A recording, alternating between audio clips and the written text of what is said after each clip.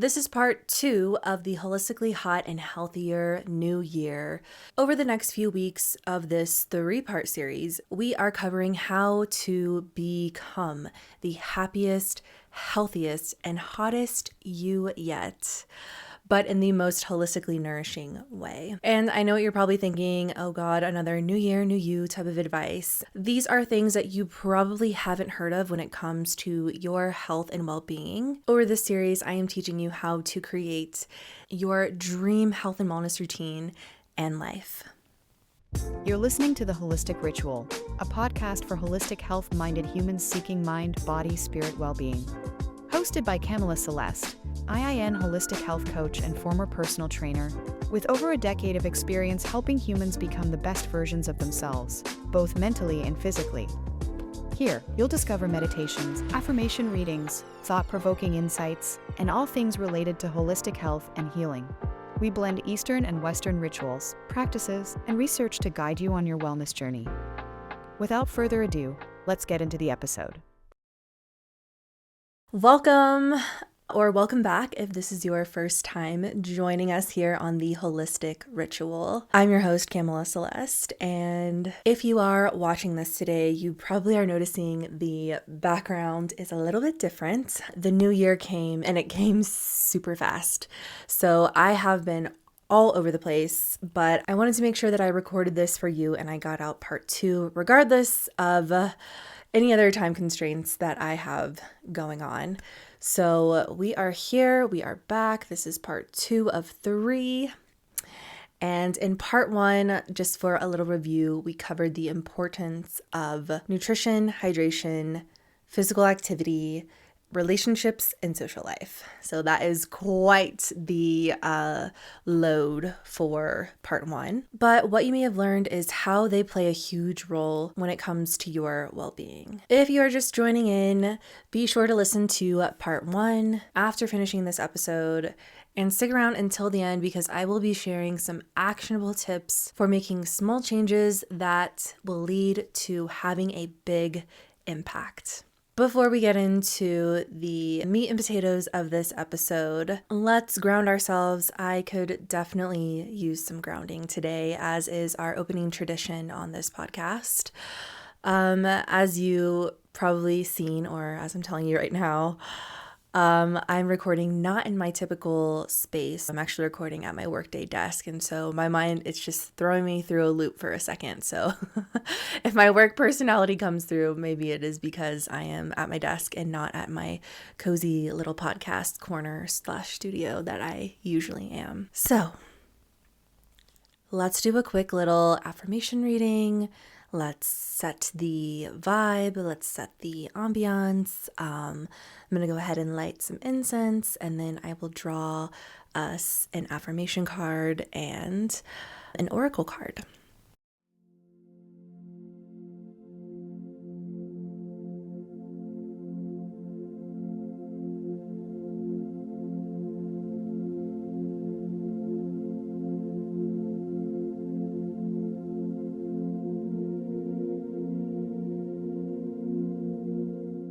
Today, I want you to take a couple deep breaths before we get into this.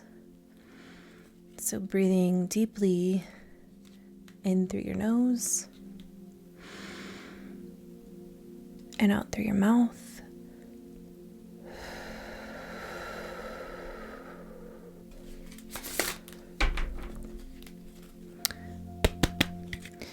And let's do that a couple more times. So 1 deep breath for every time I shuffle. In through the nose and out through the mouth.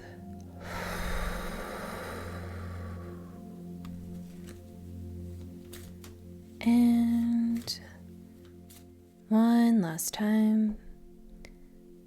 In through the nose.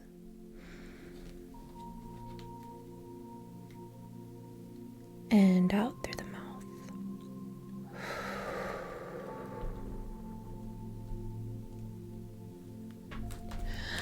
Okay. Our affirmation for the day Take it if it lands with you, leave it if it doesn't, and maybe share it with someone who might need to hear it. The affirmation is, I am safe. I trust my intuition to lead me down the right path. Looking back on my trials, I see that I am still here and thriving. I always end up better, stronger, and wiser. I have proven to myself that I will always make it, time and time again. I am safe. And now I'm going to draw an oracle card to go along with this to hopefully just get some more information about this card that came up. Trusting our intuition, trusting that we're on the right path, which is kind of similar to the affirmation that we got last time. And I'm just going to do a messy shuffle instead of my nice, neat casino shuffle.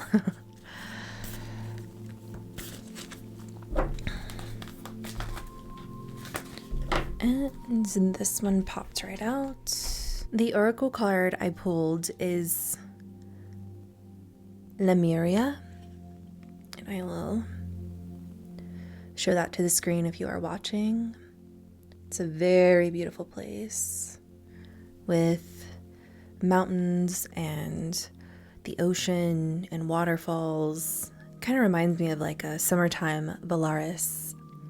If you are a Court of Thorns and Roses fantasy book reader, it is a place in the books that I am reading currently. So just what I'm tying to it at the moment. But Lemuria, creating heaven on earth, it's happening.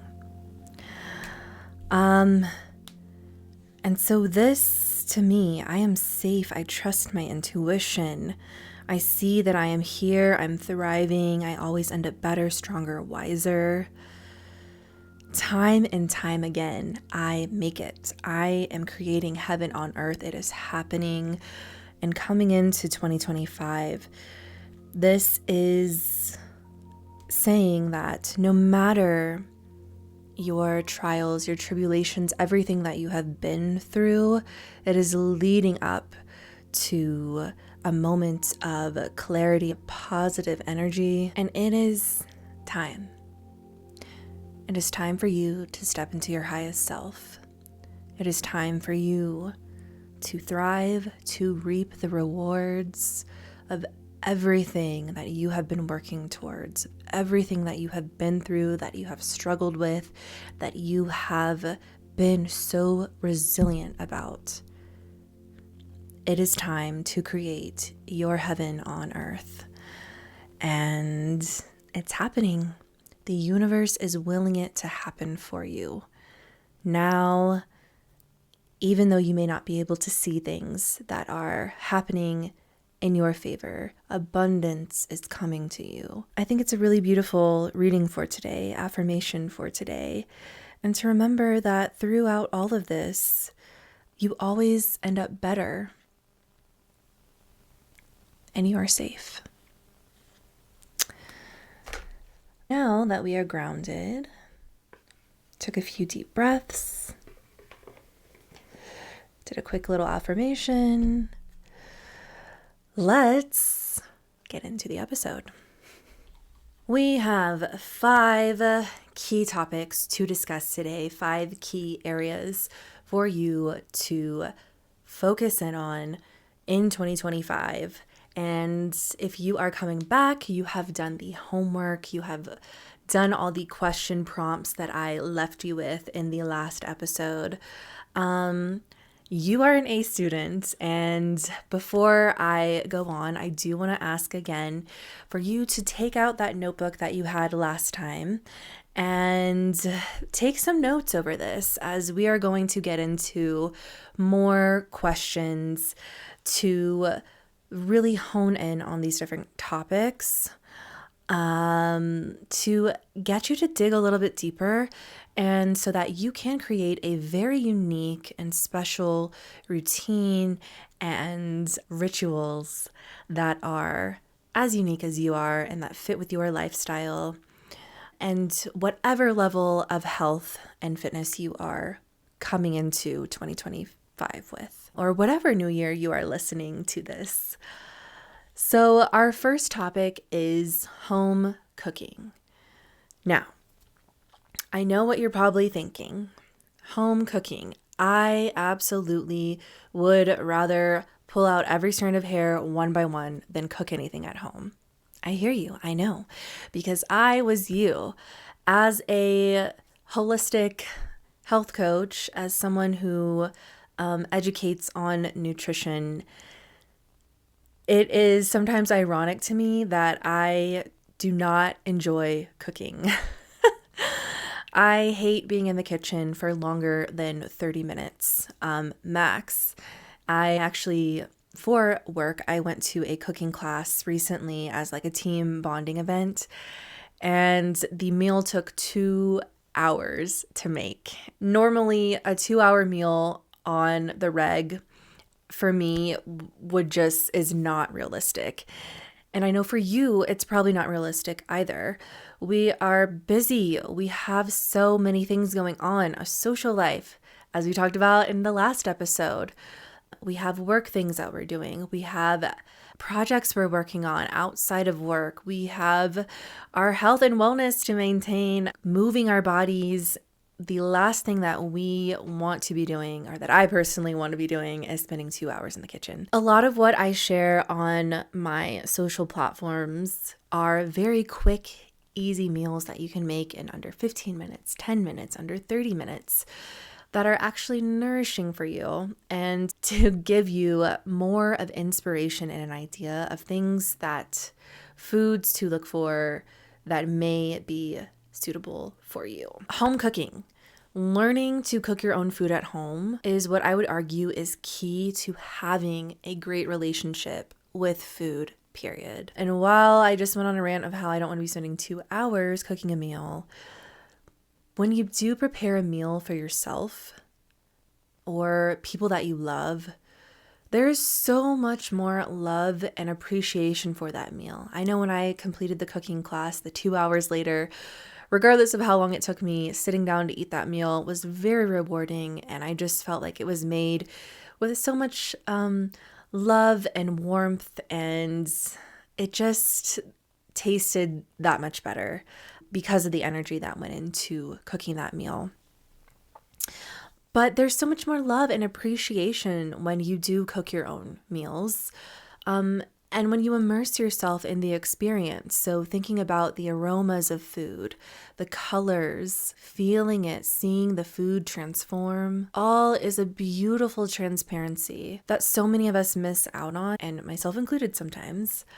And this is actually a little tangent, but I just learned to cook like the most basic things in my 20s. So I'm in my 30s now. But in my early 20s, when I was off to college, like I was learning how to make scrambled eggs and just very basic meals, mac and cheese. And if that's where you are starting, just know that you can start from literally anywhere. And so having a better relationship with food will actually help you when it comes to your health and well-being, to have that connection with your food personally. And I know also something else that can be helpful is meal prepping your food. Taking a couple of hours on a Sunday or a Monday to set yourself up for during the week, if you are packing your lunch, if you're on the go, or if you are working from home like I do, instead of going to the fridge or, not really knowing what to eat, what to cook, so you just order out, or if you are in an office or at work and you are on the go and you don't have a meal with you, stopping through fast food, setting yourself up for success is part of home cooking. And so let's get into some of those questions to ask yourself, to pull out your notebook, write down so that you can dig a little bit deeper on your relationship to home cooking and how it can be realistic for you to incorporate it into your routine currently. Question number 1, if you think you don't like to cook, where might you learn easy and even quick recipes to get you started? A cheat code here is I am the queen of quick, nutritious meals, and I have so many on my Instagram and my TikTok that I am hopefully going to be transferring over to YouTube if TikTok does get banned. It's my favorite platform to create on currently, and so that's primarily where I am at, but I will let you know where I also end up if it does get banned. The next question is, how many nights a week, realistically, could you commit to cooking your own meals? What supplies would you need? Where might you purchase them? So if you were starting from zero cooking experience, I did a quick run to Target when I first moved into my apartment here in Denver, actually, because it was the first time I ever lived by myself, to grab some basic supplies, pots, pans, and I looked for chemical-free, Teflon-free, BPA-free pans so that I was not cooking my food in pans that were harmful to my health. As I'm making these very nutritious meals, we don't want to be adding in some chemicals that are just melting into the food. And then I also, a pro tip here is I also use bamboo or wooden cooking utensils or stainless steel for cutting up and mixing around anything. So yeah, what supplies would you need? Where would you purchase them? And then what foods or what meals interest you in learning how to make? And if you're like, nothing really interests me in learning how to make, I would challenge you to come up with the foods that you love and rolling from there on how you can make them for yourself and how you can make them for yourself as quickly and as easily as possible. Rolling into the next topic, sleep. Sleep is so important. And you have probably heard it stressed to you everywhere, from your doctor, from social media, but it truly is the key to so many different things, to living longer, to balancing our hormones, to making sure we're cognitively functioning well. And I hear so many of my clients say they wish they could get more sleep or they wish they could get better sleep. Whether they're burning the midnight oil, they're working with an early start the next day, or they're not able to fall asleep or they're not able to stay asleep. Or they just simply can't shut off their brains. Like I am so guilty of, I cannot shut off my brain. So I use like a sound machine.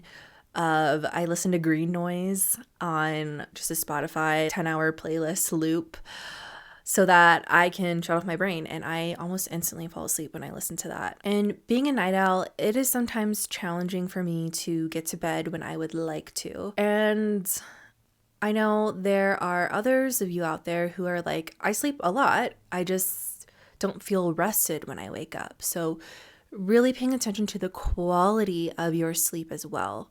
So sleep on average 7 to 9 hours for most. And as we've also heard, for women, it is a bit different if we want to get to the little nuances there.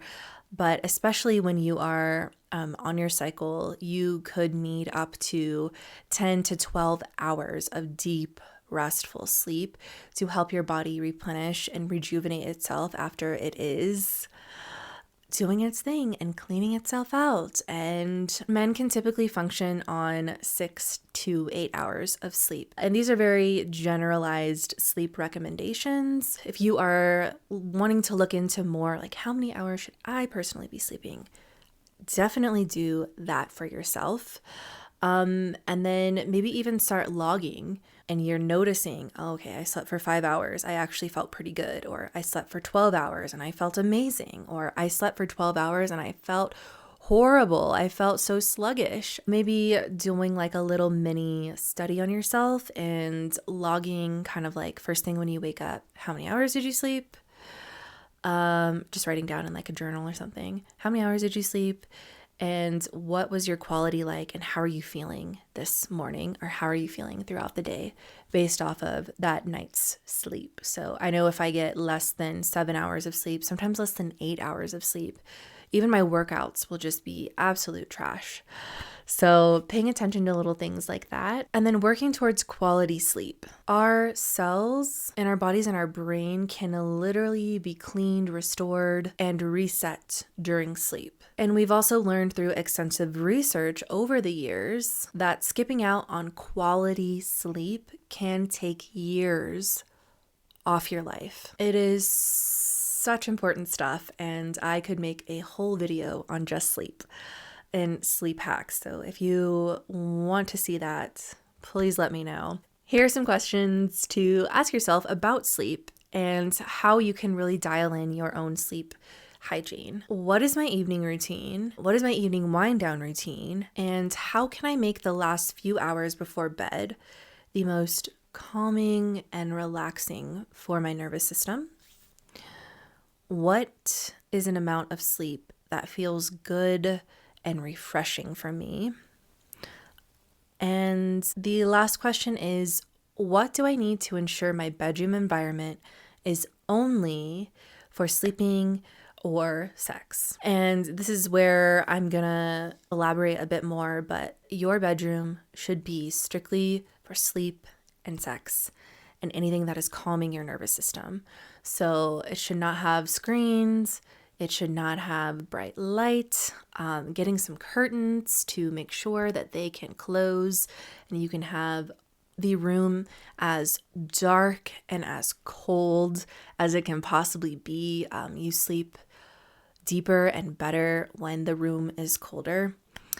So just a couple of things to keep in mind, and that can be like I said, I could go off on a whole sleep tangent on conditions of sleep. Yeah. So getting into this next topic, you might be a little bit confused as to how does it play into my health and my well-being, but considering on average, we spend 90,000 hours at our jobs, not including the hours that we spend commuting. We are talking about your career. So 90,000 hours, that is a lot of time that we spend to be doing something we don't enjoy, or at the very least that something that we can tolerate. Our careers are so important for our mental and our physical well-being. So thinking about if we're working a job or working jobs where we're chronically stressed, or we're working with people who are unkind to us, this will show up in our bodies. We get headaches, tight traps, our hips become tighter, and our mental states outside of work, it can carry over if we're not able to turn all of that off. And I will just share a quick little example is when I used to work at a very popular athletic wear store during COVID. I was laid off from my job. And so I was doing anything and everything to just try and help me pay the bills. And at this really, really popular, very expensive athletic wear store, the patrons who would go there were awful to the employees. And my old coworkers and I had a little, running joke that, oh, we're all trauma bonded from working there. And it took such a toll. I mean, there would be so many days where I would just cry in my car on the way home from work. It was not fulfilling, and I knew that I was meant for more. And so just looking back on that state of my mental health, it just really showed up mentally, physically. I was running myself ragged. I was working a shift until 10 or 11 at night and then going back the next morning. We call it a clopen. The next morning at 5 or 6 a.m. to open the store. So just really thinking about the types of jobs, and yes, this is a bit more of a sensitive subject because sometimes we just need a job to put food on our tables. Sometimes we can't just leave a very well-paying job or a job that is paying our bills and is funding our lifestyle. But I would challenge you with these questions, so writing these things down, to help you figure out your career and how, if you are not already in something that is in alignment with your skills, your talents, your gifts, or that you can tolerate and find joy in the work that you are doing somehow. Write these questions down. So, am I able to enjoy the work I am currently doing? Or am I able to find enjoyment in certain aspects of the work I'm currently doing? So those two things are very, very important. And if not, what are 3 things I need from a job in order to feel satisfied with the work I do? So this is going to help you really hone in on what it is you need out of your career, out of a job. And then the final question is, what are 2 things I can do tomorrow to begin my search for more satisfying work? Or what are 2 things I can do tomorrow to begin finding enjoyment in the work that I do? So really sitting with that. And if you are already doing work that you are aligned with, I love that for you. And it really shows on yourself and how you show up in the world when you're proud and you at least enjoy your work or how you're spending those 8, 9, 12 hours Monday through Friday or however many days you are at work. The next topic or the next category that you should be scribbling in your notebook, and I want to make this clear that this category is not about going to college. It is about continuing to learn and be open to new experiences, new things, and new ideas throughout our lives. The next category is education. But as Albert Einstein put it, when we stop learning, we stop growing. When we stop learning, we stop growing. Another fascinating thing that we've learned through research from neuroscientists is what keeps us cognitively sharp into our old age is, you guessed it, those individuals that never stopped learning new things, new skills, new information, picking up new hobbies, etc. So all of those things, those are the people that live the longest. So education, yes, going to formal higher education, such as college, getting a master's, getting a doctorate, all of those things, yes, are part of education. But really, it's about being a lifelong student. So listening to podcasts, reading new books, traveling, seeing new cultures, learning about new cultures, watching documentaries, just always really looking into how can I keep growing? How can I keep learning? And that might be a missing piece for some of you on the wheel of holistic health. And I will add this episode as a blog post on my website. And I will add the little holistic wheel of health downloadable worksheet for you to do that will go with all 3 parts. So it will have all categories on it so that you can keep track of each category and how you progress and how much growth and attention you are giving to certain areas. And so you can visually also see where else might you need to dedicate a little more time to or a little more focus to.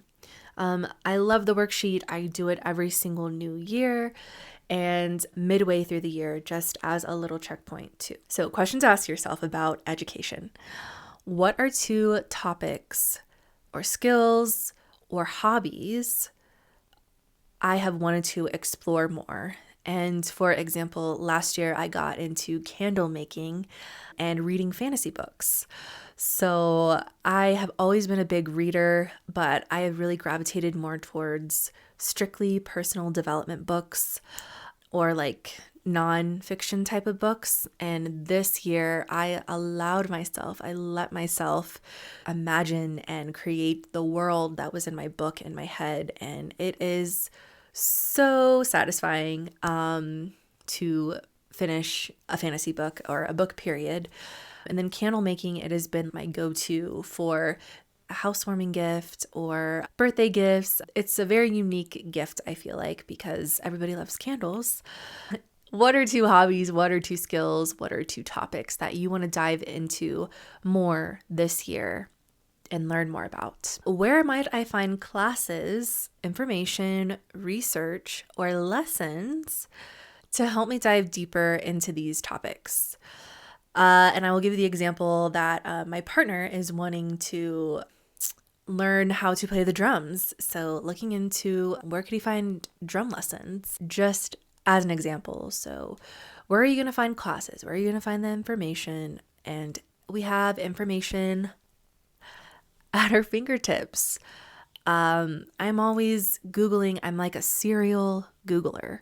If I'm watching a show and I want to know, oh, how old is that person? Or if I am being a passenger princess and on a road trip and I see something, I see like a business or something. Oh, what is that hypertherapy or whatever? And I'm a serial Googler. I'm always Googling. But yes, age of information at our fingertips. And the last question is, how often can I commit to devoting time to learning about these two things? So what is that going to look like for you? How is that going to fit into your schedule? Are you carving out time out of your calendar? Are you habit stacking? After you close your laptop, are you immediately, that's the signal, laptop closed. That's when I'm going to go do my 20, 30 minutes of learning how to crochet or something. I really want to learn how to crochet again. My great grandmother taught me like a long time ago when I was a little girl. And I forgot, but I would love to pick that up again. Okay. Moving on to the final topic, I believe. The last category is your home environment. The home environment. What on earth does that have to do with our health? And I'll tell you, it has a lot to do with our health. When our space is clean, when it's tidy and organized, it becomes a sacred space. We can begin to think clearly. We are flowing. Everything is functioning. And we are able to recharge in our sacred space with ease. And I just want to note what that will look like for each of us will vary. As it should, as we are all unique individuals. So thinking about when our home is not in its optimal condition, and what you can't see or what you can't hear if you are just listening is over here in this corner, behind the curtains, I have a humongous pile of clothes dumped in the corner. I have 2 suitcases I still haven't unpacked from Christmas. And this is like, we listen and we don't judge moment here. Okay. And that's just how it's been because life has been going fast and moving fast. But is it on my to-do list? Yes, it is on my to-do list to put away my suitcases and put away all my stack of laundry that I still have to. But the point is every single day when I come into my office to start my workday, and I just am met with that huge pile of clothing over there, it is an instant anxiety stressor for me. I'm just like, God, I wish that it was clean so that I could just be able to function and the space, the energy can flow a little bit more freely. And even today, as I'm recording this, my mind space, cognitively, I feel a bit more spacey than I usually am. Always, at maybe 20 to 30% spacey, just as an anxious girly and just thinking about everything with ADHD. But yeah, the percentage is a little bit higher today. And I have no doubt it is probably a contributing factor, that pile of clothing in the corner. So thinking about that, when our home is not in its optimal condition for you, so what that means to you and how that affects us mentally and on a physical level, when our surroundings are crowded, they're cluttered and chaotic, in the one place that it's supposed to be our sanctuary becomes stagnant and blocked, or it's just taking up an area of mental headspace because it's in the back of your mind constantly, like, yes, I need to put away this laundry. Yes, I need to go downstairs and do A, B, C, and D. And something that my partner and I have implemented in this new year is Sunday resets. So we will clean the entire house, just every single room, a little corner of every single room together. It gets it done a lot faster. And then we will meal prep for the week to ensure that we are reset and ready to go. And getting out your notebook again, if you set it aside, here are the questions to write down. Does my home environment feel like a sanctuary at this present moment? Yes or no? Or in general, has it felt like a sanctuary? And if not, what are 2 things I can do to make my space feel more relaxing and functional? And the last question, what might I change, or who might I enlist for their help that will help me flow and recharge and better my current space? And then never underestimating the power of partnership. If you have a friend who's amazing at interior design, or if you have a sister or a cousin or a brother or an aunt or an uncle, or somebody who you could enlist to help make your space the most peaceful and rejuvenating, a sanctuary for you and whatever that means to you, I invite you to enlist their help to help you accomplish this, because it does play a role into your health and your well-being, and it will just make everything coming home to your space so much better. So wrapping it all up, today we explored 5 key topics, key lifestyle factors that often go overlooked, but are so essential when it comes to holistic health. So remember, these are small shifts, and any type of small shifts in these areas can create a ripple effect across your life. Think about this week, think about 1 or 2 of these things that we discussed here today that you can start improving this week. So for example, maybe it's setting a bedtime routine or cooking just 1 meal at home. So starting very, very small.